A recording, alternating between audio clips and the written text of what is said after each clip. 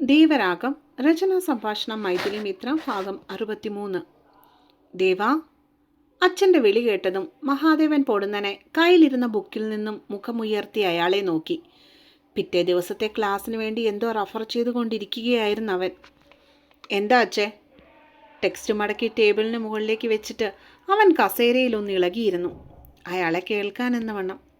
രാത്രി 10-11 മണി അച്ഛൻ തൻ്റെ മുറിയിലേക്ക് കയറി വരണമെങ്കിൽ എന്തെങ്കിലും തക്കതായ കാരണം ഉണ്ടാവുമെന്ന് മഹാദേവൻ മനസ്സിലപ്പോൾ ഉറപ്പിച്ചിരുന്നു. എനിക്ക് കുറച്ച് കാര്യങ്ങൾ നിന്നോട് സംസാരിക്കാനുണ്ട്. അവൻ്റെ കട്ടിലിലേക്കായി ചെന്നിരുന്നു ബാലു. എന്താ? അമ്പരപ്പോടെ ചോദിച്ചുകൊണ്ട് അവൻ താനിരുന്ന കസേര പിടിച്ച് അയാൾക്ക് നേരെ അഭിമുഖമായിട്ടു. നിനക്ക് വൈശുവിനോട് എന്തെങ്കിലും ഉണ്ടോ ദേവാ?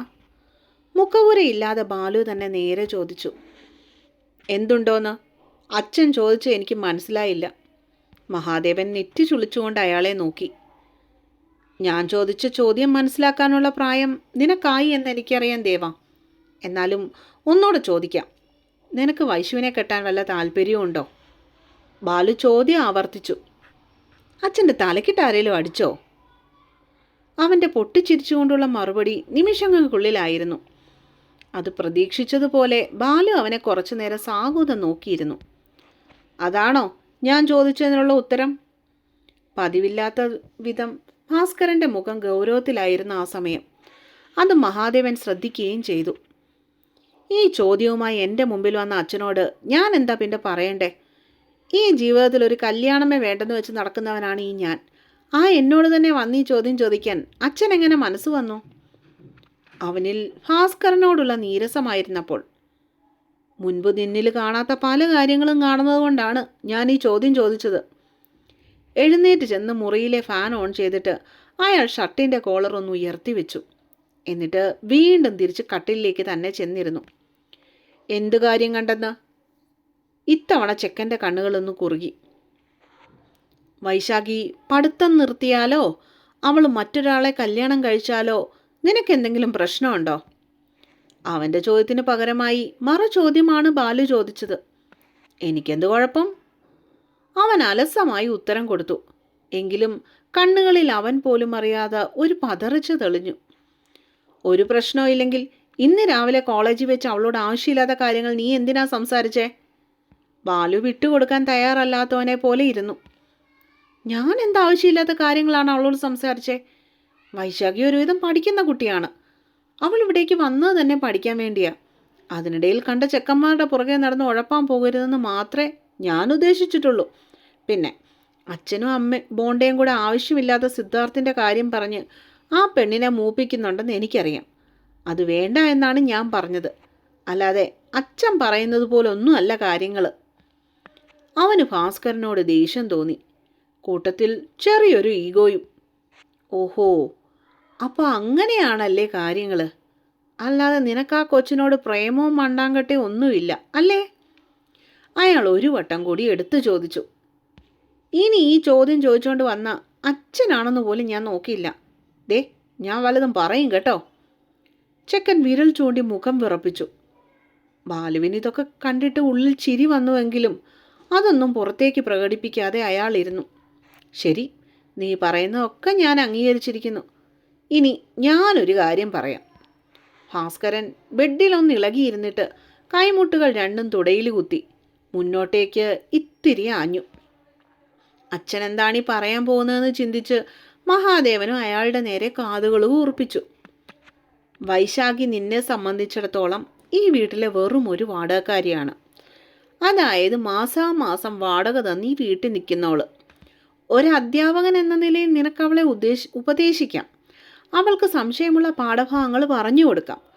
പക്ഷേ കോളേജിൽ അവൾ ആരെയും പ്രേമിക്കരുതെന്നോ പഠിച്ചുകൊണ്ടിരിക്കുമ്പോൾ കല്യാണം കഴിക്കരുതെന്നോ എന്നൊന്നും പറയാനുള്ള അവകാശം നിനക്കില്ല ദേവാ. നിനക്കെന്നല്ല, ആ കൊച്ചിൻ്റെ അപ്പനും അമ്മയ്ക്കും പോലും ഇല്ല. 19 വയസ്സ് കഴിഞ്ഞ ഒരു പെങ്കൊച്ച അവള്. അതിനെ ചാടിക്കടിക്കാൻ ചെല്ലുമ്പോൾ നീ അതുകൂടെ ഒന്ന് ഓർത്തിരിക്കുന്നത് നന്ന്. മുഖം മുറുക്കിയിരിക്കുന്ന മകനെ ഭാസ്കരൻ കണ്ണുപൊട്ടുന്ന രീതിയിൽ ഉപദേശിച്ചു. സ്വന്തം അച്ഛനിൽ നിന്ന് ആദ്യമായിട്ടാണ് ഇത്തരം പ്രതികരണം ഉണ്ടായതിനാൽ ആവാം മഹാദേവൻ അതിനുള്ള മറുപടി പറയാതെ ഒട്ടൊരസ്വസ്ഥതയോടെ അച്ഛനെ ഉറ്റുനോക്കിക്കൊണ്ടിരുന്നത്. അവളെ സിദ്ധാർത്ഥിന് ഇഷ്ടമാണ്. അവൻ്റെ വീട്ടുകാരോട് അവൻ അക്കാര്യം നേരത്തെ തന്നെ പറഞ്ഞിട്ടുമുണ്ട്. മകൻ ഇഷ്ടപ്പെട്ട കുട്ടിയെ മരുമകളായി കൈപിടിച്ച് കയറ്റാൻ ആ കുടുംബക്കാർക്ക് നല്ല താല്പര്യമാണ്. കഴിഞ്ഞ ദിവസം ഹോസ്പിറ്റലിൽ പോയപ്പോൾ സിദ്ധാർത്ഥിൻ്റെ അച്ഛൻ പറഞ്ഞ് ഞാൻ അറിഞ്ഞ കാര്യമായി ഇതൊക്കെ.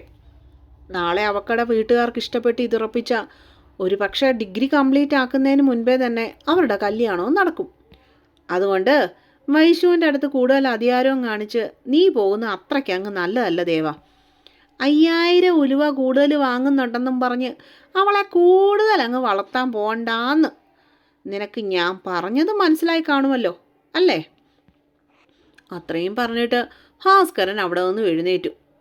അവൻ അച്ഛൻ്റെ മുഖത്തേക്ക് പകച്ചു നോക്കിക്കൊണ്ടിരുന്നതല്ലാതെ ഒരു വാക്കുപോലും ഉരിയാടിയില്ല എന്നതാണ് സത്യം. ഇപ്പോഴത്തെയും പോലെ മഹാദേവനിൽ നിന്ന് ഒരു തർക്കുത്തരം ഇത്തവണ ഭാസ്കരൻ അപ്പോൾ പ്രതീക്ഷിച്ചതുമില്ല എന്നത് മറ്റൊരു കാര്യം. എന്തിനും ഏതിനും മുൻപിൽ നിൽക്കുന്നയാളെ വായടപ്പിച്ച് സംസാരിക്കാൻ കഴിവുള്ള മഹാദേവന് ഇത്തവണ വായ സ്വയം മൂടേണ്ടി വരുമെന്ന് ബാലു നേരത്തെ തന്നെ ഉറപ്പിച്ചിരുന്നു എന്ന് പറയുന്നതാവും കൂടുതൽ ശരി. പിന്നെ ഒരു കാര്യം കൂടെ, നമ്മുടെ ക്ലാസ്സിലെ എത്ര കുട്ടികൾ കല്യാണം കഴിഞ്ഞ് പഠിക്കുന്നുണ്ട് ദേവാ? 1-2 പെൺകുഞ്ഞുങ്ങളുടെ കല്യാണം ക്ലാസ് തുടങ്ങി കഴിഞ്ഞിട്ടാണ് നടന്നത് പോലും. ഇതൊക്കെ നിനക്കും കൂടി അറിയാവുന്ന കാര്യങ്ങളാ. അവരെ ഒന്നും ഉപദേശിക്കാതെ വൈശുവിൻ്റെ കാര്യത്തിൽ മാത്രം നിനക്ക് എന്താ ഇത്ര താല്പര്യമെന്ന് എനിക്കറിഞ്ഞൂടാ. പക്ഷെ ഒരു കാര്യം നീ ചെയ്ത് ഒട്ടും ശരിയായില്ല ദേവ. ആ കുട്ടി വീട്ടിൽ നിന്ന് ചാടിപ്പോന്നാണെന്ന് നീ പറഞ്ഞത്. അതിൻ്റെ സാഹചര്യങ്ങൾ നിനക്കറിയാം, അതിൻ്റെ വീട്ടുകാരുടെ സ്വഭാവവും നിനക്കറിയാം, അവൾ ആ വീട്ടിൽ നിന്ന് ഇങ്ങോട്ടേക്ക് വരുവാനുണ്ടായ കാരണവും നിനക്കറിയാം. അതിനൊക്കെ അപ്പുറവും ഒരു പെൺകുഞ്ഞും അനുഭവിക്കാത്ത പ്രശ്നങ്ങളും സങ്കടങ്ങളും ഒക്കെ ഇവൾ ഈ കുഞ്ഞു പ്രായത്തിൽ അനുഭവിച്ചിട്ടുണ്ടെന്നുള്ള കാര്യവും നിനക്ക് നല്ലപോലെ അറിയാവുന്നതാണേ. ഇത്രയും നാൾ നിന്നെ ഞാൻ വഴക്ക് പറഞ്ഞിട്ടില്ല. നീ എന്തു പറഞ്ഞാലും അനുസരിച്ച് തരുന്ന ഒരച്ഛൻ മാത്രമായിരുന്നു ഈ ഞാൻ. അതെന്തുകൊണ്ടാണെന്നറിയോ ദേവാ? നീ ഒരു നല്ല മനുഷ്യനാണെന്ന് നിന്റെ അച്ഛന് നല്ലപോലെ അറിയായിരുന്നു. പക്ഷേ വൈശുവിൻ്റെ കാര്യത്തിൽ നിനക്ക് പിഴച്ചു കേട്ടോ. അത്രയും പറഞ്ഞിട്ട് ഭാസ്കരൻ ശ്വാസം ഒന്ന് ആഞ്ഞു വലിച്ചു. പക്ഷേ അപ്പോഴും മഹാദേവൻ മൗനമായിരുന്നു എന്നത് അയാൾ ശ്രദ്ധിച്ചു. മകൻ്റെ നിശബ്ദത എന്തിൻ്റെയൊക്കെയോ തുടക്കമാവട്ടെ എന്ന് ആശ്വസിച്ചുകൊണ്ട് ഭാസ്കരൻ അവൻ്റെ മുറിയിൽ നിന്നും പുറത്തേക്ക് നടന്നു. രാത്രി അവന് കിടന്നിട്ട് ഉറക്കം വന്നില്ല. അച്ഛൻ പറഞ്ഞിട്ട് പോയ ഓരോ കാര്യങ്ങളും മഹാദേവൻ്റെ ഉള്ളിൽ കിടന്ന് കീഴ്മേൽ മറിഞ്ഞുകൊണ്ടിരിക്കുകയായിരുന്നു. ഇനിയൊരിക്കലും വൈശാലികയുടെ സ്വകാര്യ കാര്യങ്ങളിൽ ഇടപെടരുതെന്ന് അച്ഛൻ പറഞ്ഞിട്ട് പോയതിൻ്റെ ചുരുക്കരൂപം. ആദ്യമായിട്ടാണ് ഇങ്ങനൊരു അനുഭവം അച്ഛനിൽ നിന്നും ഉണ്ടാവുന്നത്.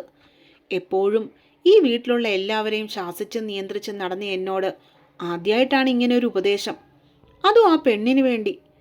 അവനിലെ ഈഗോ പെട്ടെന്ന് പുറത്തേക്ക് ചാടി.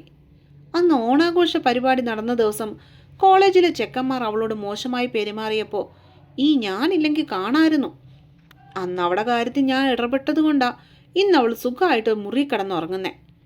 വീണ് കാല് മുറിഞ്ഞു കിടന്നപ്പോൾ ഞാൻ വേണമായിരുന്നു വെച്ചു വിളമ്പി കൊടുക്കാനും അവിടെ കൈ പിടിച്ച് നടത്താനും ഒക്കെ. അതുമാത്രമാണോ, ആ മോക്ക് പാനിക് അറ്റാക്ക് വന്ന സമയമൊക്കെ ഞാനല്ലേ കൂട്ടിരുന്നേ? എന്നിട്ടിപ്പോൾ അവക്കടെ കാര്യത്തിൽ ഇടപെടരുതെന്ന്. ഇതെവിടുത്തെ ന്യായവാ? അവന് പുച്ഛം നിറഞ്ഞു. നോക്കിക്കോ, ഇനി ഈ മഹാദേവൻ ആ പെണ്ണിൻ്റെ ഒരു കാര്യത്തിൽ ഇടപെടാൻ പോവില്ല. അമർഷം സഹിക്കാൻ വയ്യാതായപ്പോൾ ഒടുവിൽ കട്ടിലിൽ നിന്ന് എഴുന്നേറ്റും അവൻ പൊടുന്നനെ മുറിക്ക് പുറത്തേക്കിറങ്ങി. എന്നിട്ട് വൈശാഖിയുടെ റൂമിൻ്റെ ചാരി ഇട്ടിരിക്കുന്ന വാതിൽ തുറന്ന് ഉള്ളിലേക്ക് തലയിട്ട് നോക്കി.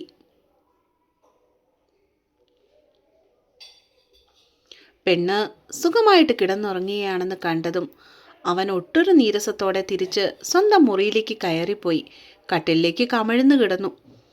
എന്തൊക്കെയോ തീരുമാനങ്ങൾ ഇതിനോടകം തന്നെ ചെക്കൻ ചിന്തിച്ചുറപ്പിക്കുകയും ചെയ്തിരുന്നു എന്നത് മറ്റൊരു സത്യം.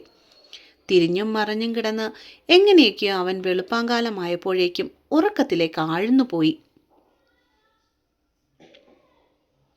ദേവാ, നിനക്കെന്താ വയ്യേ മോനെ? രാവിലെ ഹാളിലെ സെറ്റിയിലിരുന്ന് പത്രം വായിക്കുന്ന മഹാദേവനെ കണ്ടതും ലക്ഷ്മി പരിഭ്രാന്തയായി. ഉറക്കക്ഷീണം കാരണം വല്ലാണ്ടിരിക്കുന്ന മകൻ്റെ നെറ്റിയിൽ അവർ തൻ്റെ കൈവെള്ള ചേർത്ത് വെച്ചു. പനിയൊന്നുമില്ലല്ലോ, പിന്നെന്തു പറ്റിയതാ? ചൂടൊന്നുമില്ലെന്ന് കണ്ടതും അവർ വീണ്ടും ആശങ്കപ്പെട്ടു. ഇന്നലെ ഉറക്കം ശരിയായില്ല, അതാ. അവൻ അലസമായി മറുപടി കൊടുത്തു. എന്തേ, വല്ല തലവേദനയുണ്ടോ? അവരിൽ വീണ്ടും ആദി. ഇല്ലമ്മേ, ഇന്നലെ വായിച്ചിരുന്നു, സമയം പോയത് അറിഞ്ഞില്ല. അവൻ വീണ്ടും പത്രത്താളുകളിലേക്ക് മുഖം പൊഴുത്തി. ഈ ചെക്കൻ എപ്പോൾ നോക്കിയാലും ഒരു വായനയാ. ഈ പഠിത്തമെല്ലാം പഠിച്ചിട്ട് നീ എന്താടാ ചെക്ക, വല്ല IAS എഴുതാൻ പോകുന്നുണ്ടോ? പൊടുന്നനെ അങ്ങോട്ടേക്ക് വന്ന ബോണ്ടായിൽ നിന്നായിരുന്നു ആ ചോദ്യം വന്നത്. മഹാദേവൻ അവരെ ചെറിഞ്ഞൊരു നോട്ടം നോക്കിയതല്ലാതെ ഒന്നും മിണ്ടിയില്ല. നീ എന്താടാ, ഇന്ന് മൗനവ്രതമാണോ? അതോ നിന്റെ നാവ് വിഴുങ്ങിപ്പോയോ? അവൻ്റെ അടുത്തായി ചെന്നിരുന്നിട്ട് ചെക്കനെ നോക്കി പുച്ഛം വാരി വിതറി ബോണ്ട. ദേ ബോണ്ടേ, മിണ്ടാതിരുന്നോ അവിടെ? രാവിലെ ഒരു വഴക്ക് വേണ്ടല്ലോ എന്ന് വിചാരിച്ചപ്പോൾ തലേ കയറി നിരങ്ങുന്നോ? അവൻ തൻ്റെ പഴയ സ്വഭാവം പുറത്തേക്കെടുത്തു. ഹോ, ഇപ്പോഴാ എനിക്ക് സമാധാനമായത്. നീ എങ്ങാനും എന്നോട് മിണ്ടാതിരുന്ന ഞാൻ എങ്ങനാടാ ചെക്ക ജീവിക്കുന്നേ? ബോണ്ട പെട്ടെന്ന് സെൻറ്റി അടിച്ചു. അതും ജീവിതത്തിൽ ആദ്യമായിട്ട്. പതിവില്ലാത്തവരുടെ വായിൽ നിന്നും കേട്ടിട്ടാവണം മഹാദേവൻ ആശ്ചര്യം അമ്പരപ്പ് ഒരുപോലെ തോന്നിയത്.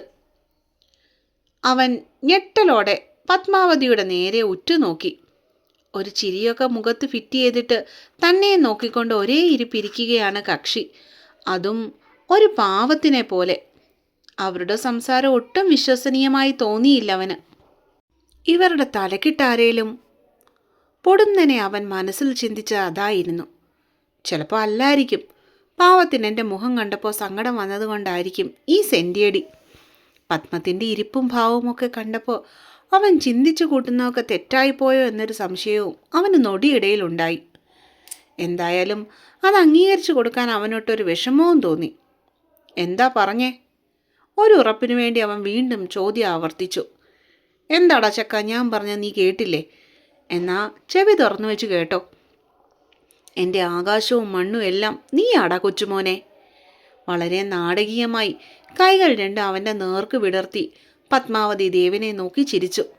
അതും കൂടി കണ്ടപ്പോഴേക്കും മഹാദേവൻ്റെ തലയിലെ കിളികളെല്ലാം കൂടും കുടുക്കയെടുത്ത് നാട് വിട്ടു പറന്നുപോയി.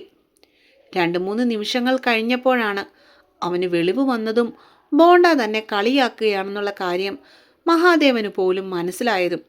അത്രയും നേരം അവൻ്റെ ഉള്ളിൽ അവരോട് തോന്നിയ സ്നേഹവും അനുകമ്പയും എല്ലാം ദാ കിടക്കുന്നു ഢിം. ഇവരെ ഞാൻ ഇന്ന്. പത്മത്തിൻ്റെ ലക്ഷ്യമാക്കി ദേവൻ കൈകൾ രണ്ടും നീണ്ടതും ഇതെല്ലാം കണ്ടുകൊണ്ട് അടുത്ത് നിന്ന ലക്ഷ്മി ചെക്കൻ്റെ തുടയിൽ ഒന്ന് വെച്ചു കൊടുത്തു.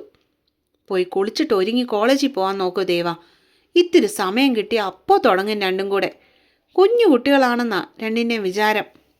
ലക്ഷ്മിയുടെ ഒച്ച ഉയർന്നതും പത്രം ബോണ്ടയുടെ മടിയിലേക്ക് വലിച്ചെറിഞ്ഞിട്ട് അവൻ അവിടെ നിന്നും ചാടിത്തുള്ളി സ്വന്തം മുറിയിലേക്ക് കയറിപ്പോയി. കുളിയും കഴിഞ്ഞ് ഒരുങ്ങിയിറങ്ങി പ്രാതൽ കഴിക്കാൻ വേണ്ടി ചെന്നപ്പോൾ ദേവൻ കണ്ടിരുന്നു അച്ഛൻ്റെയും ബോണ്ടയുടെയും നടുവിലായിരുന്ന ദോശ കഴിക്കുന്ന വൈശാഖിയെ. എന്തുകൊണ്ടോ മനഃപൂർവ്വം അവളെ അവൻ ശ്രദ്ധിക്കാൻ പോയില്ല.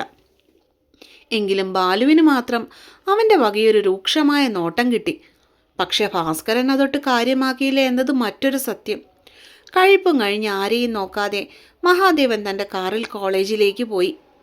അതും കഴിഞ്ഞ് വീണ്ടും കുറച്ച് നിമിഷങ്ങൾ കൂടി കഴിഞ്ഞപ്പോഴാണ് ബാലുവും വൈശുവും കൂടി അവരുടെ വണ്ടിയിൽ കോളേജിലേക്ക് യാത്രയായത്. എന്തു പറ്റി? സാറിൻ്റെ മുഖത്തൊരു കനം. പതിവില്ലാത്ത ഗൗരവം അന്ന് ദേവനിൽ ശ്രദ്ധിച്ച വൈശാഖി ബുള്ളറ്റ് ഓടിച്ചുകൊണ്ടിരുന്ന ബാലുവിനോട് ചോദിച്ചു പോയി.